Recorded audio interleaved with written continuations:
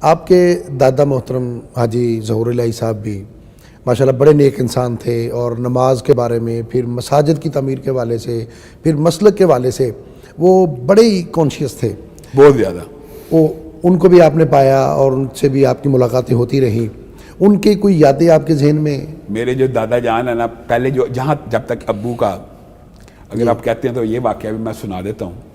سارے واقعات آنے چاہیے جو آپ کے ذہن میں. اچھا میں آپ کو بتاتا ہوں، لیکن ہمارے ناظرین یہ ایک ایسا واقعہ ہے جو شاید سن رہے ہیں. پہلے کبھی کسی نے نہ بتایا ہو. جی بچپن تھا، چھوٹا تھا، بچے کو کیا علم ہوتا جی ہے. جی.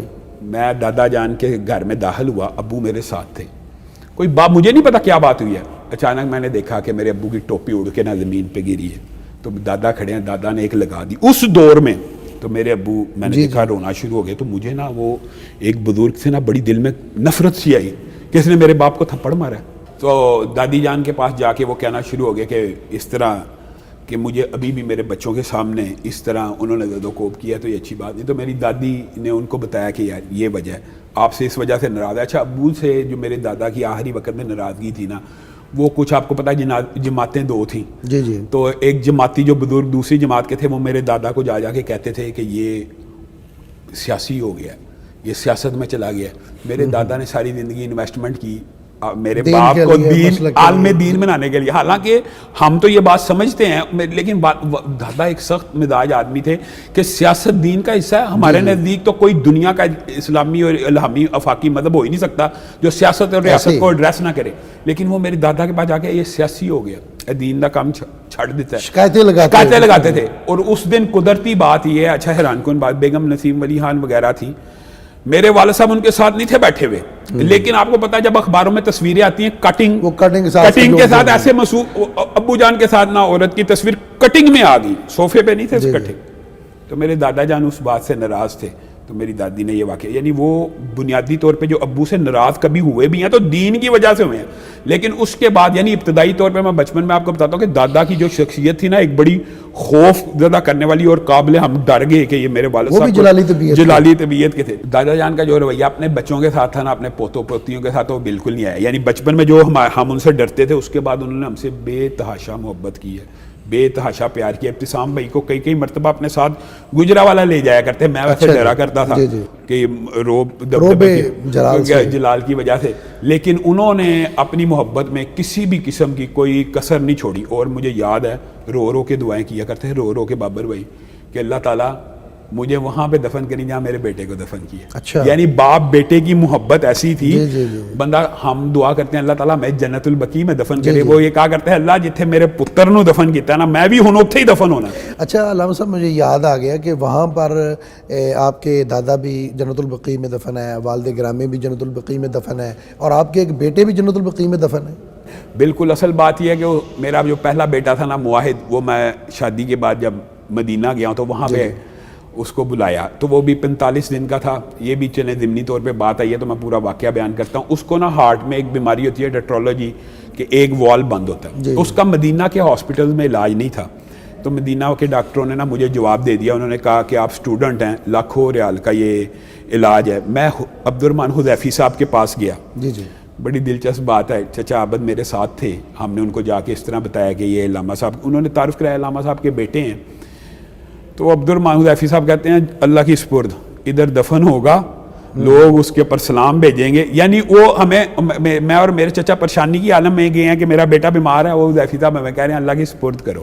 خیر میرا ایک دوست تھا عبدالستار معراج، اور مدینہ یونیورسٹی میں جو 7 کلاس والے، ان میں سے ایک بندے نے کہا کہ ایک آئیڈیا ہے کہ آپ نا پرنس سلطان کو لیٹر لکھیں. تو میرے ذہن میں ایک ایسا جھماکہ سا ہوا. میں نے کہا یار اتنا عرصہ گزر گیا ابو جان کی شہادت کے، نائف اور سلطان وغیرہ ابو جان کو پتہ نہیں جانتے ہیں پہچانتے ہیں کہ نہیں، لیکن خدا کا کرنا ایسا ہوا کہ ابو جان کا نام جو مدینہ یونیورسٹی میں جا کے اندازہ ہوا، نہ صرف مدینہ یونیورسٹی کے علماء میں زندہ تھا بلکہ شاہی فیملی میں بھی اس طرح زندہ ہے. ابھی میں نے لیٹر بھیجا ہے بابر بھائی ٹیلی گراف. اگلے دن مجھے کال آ گئی ہے کہ آپ کے بچے کے لیے ہم ایئر ایمبولینس ہیلی کاپٹر بھیج رہے ہیں، جس کی اکیلے کی فلائٹ 1,80,000 ریال کی تھی. لیکن اللہ کا کرنا ایسا ہوا کہ جب وہ مدینہ ہاسپٹل اترا اسی دوران میرے بیٹے کی ڈیتھ ہو گئی. تو پھر جو ابو جان کی قبر ہے وہ تو آپ کو پتا ہے کہ وہ صحابہ کرام والے حصے میں ہے. اور جو میرے دادا جان کی قبر مجھے چچا عابد نے دکھائی تھی نا، وہ عامی بقی کا ایک عام حصہ ہے. اچھا بقی عام میں اور بقی خاص کے درمیان ایک حصہ جہاں پہ بچوں کو دفناتے ہیں، تو پھر ہم اپنے بیٹے کو وہاں دفنا کے آئے. تو میں یہ سمجھتا ہوں کہ میرے دادا کا جنت البقیع میں دفن ہونا میرے والد صاحب کے جنت البقیع میں دفن ہونے سے بھی زیادہ ایک طرح کا اہمیت کا حامل ہے، کہ والد صاحب کا تو چلو نام تھا، مقام تھا، جی جی، کہ ان کی ریاض میں ڈیتھ ہوئی اور انہوں نے اپنے عالم لاس کو دین تھے اور وہاں پڑھے تھے اور لاس کو چینج کر کے انہوں نے ان کی میت کو مدینہ میں ٹرانسفر کر دیا، کہ چلو ان کا ایک نام تھا.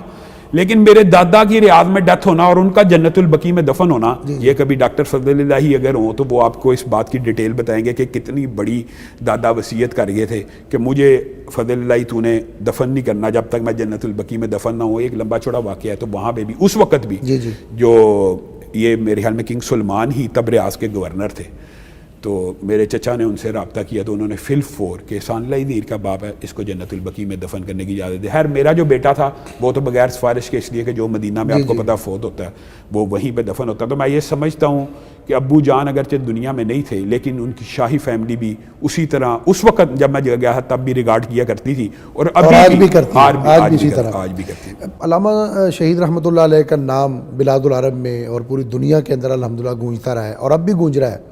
آپ نے ان کے ساتھ کوئی بیرونی اسفار بھی کی ہے؟ جو ابو کی شہرہ آفاق تقریر ہے عراق کی، اس سفر میں معتصم بھائی اور میری چھوٹی بہن ابو جان ہمیں برطانیہ بھی لے کے گئے، عراق بھی لے کے گئے. وہ ایک سمجھ لیں کہ ہمارے بچوں کے لیے ایک تفریحی ٹور تھا. ہمیں نہیں تھا اندازہ کہ ہم کس ٹور پہ جا رہے ہیں. ہم اسی بات پہ خوش تھے کہ یہ جو ہمیں ہوٹلز کے اندر ان لمیٹڈ نا، وہ آپ کو پتہ ہے وہ انہوں نے فون کال کے پر آ کے بچوں سے سائن کراتے تھے. تو میرے والد صاحب آ کے بڑا ہنسے، ہمیں پتہ لگ گیا بچوں کو کہ ہم نے جو بھی آرڈر دینا وہ آ جانا ہے. ہم بغیر بے دھڑک آرڈر دے رہے ہیں، سائن کر رہے ہیں. ابو آ کے ہنسنا شروع ہو گئے کہ کی کر رہے ہو، انہوں نے کہنا. تو آگے سے بڑا مذاق. تو پھر ابو جان کی جو شورہ آفاق تقریر تھی عراق کی، ابو جان اس دن بڑا خوش تھے اور آئے اور بچوں کو اپنی، آپ وہیں عراق میں تب عراق کے ہم ہوٹل میں موجود تھے، ہم تینوں بہن بھائی. اور ابو جان آ کے بتایا کہ اس طرح میں نے عراق کے صدر کے سامنے تقریر کی ہے. تو پھر ہمیں ابو جان صدام کے ادھر ملانے بھی لے کے گئے. تو صدام نے کچھ گفٹس بھی دیے. اس کے اندر ایک گھڑی تھی بڑی خوبصورت جس کے اندر صدام حسین کی تصویریں تھیں. وہ ہر باجی وغیرہ کے پاس ہمارے وہ گفٹ وغیرہ صدام حسین کے جو انہوں نے دیے تھے وہ موجود پڑے ہوئے ہیں. تو اسفار میں مجھے برطانیہ کا سفر یاد ہے اور یہ عراق کا سفر یاد ہے اور سعودیہ کا سفر یاد ہے.